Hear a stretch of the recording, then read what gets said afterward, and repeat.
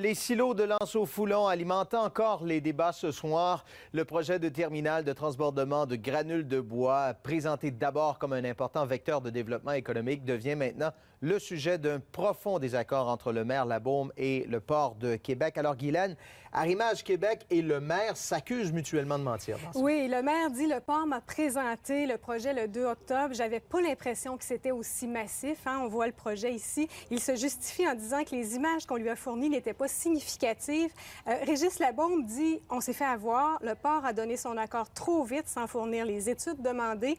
Et le résultat de tout ça, la construction est commencée et il dit n'avoir jamais donné son accord au projet. C'est un mensonge. C'est un mensonge. Je n'ai jamais donné mon aval et le représentant de la Ville a demandé de surseoir aux travaux. C'est ça la vérité et rien d'autre. C'est la méthode bulldozer. On commence et on va faire croire à la population que la maire Labaume a donné son aval.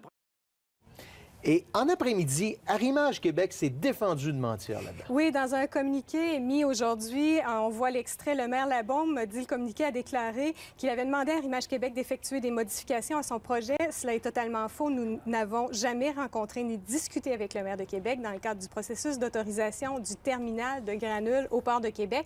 En fait, le maire a demandé au port de suspendre le projet, pas à Arrimage. Et le maire a dit ce matin que les pourparlers avaient lieu avec le port et non pas avec Arrimage Québec. Des conférences de presse à surveiller demain et il y a des groupes de citoyens qui se mobilisent. Oui, des citoyens qui se mobilisent dans plusieurs quartiers. Oui, il y a le problème visuel, mais il y a aussi une question de sécurité. On les écoute.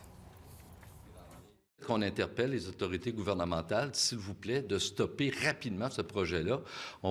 Sinon, on va se ramasser avec une problématique qui va être d'autant plus grave, puis on ne veut pas avoir à revivre dans notre secteur résidentiel ce que les gens de Lac-Mégantic ont vécu à une autre échelle cet été.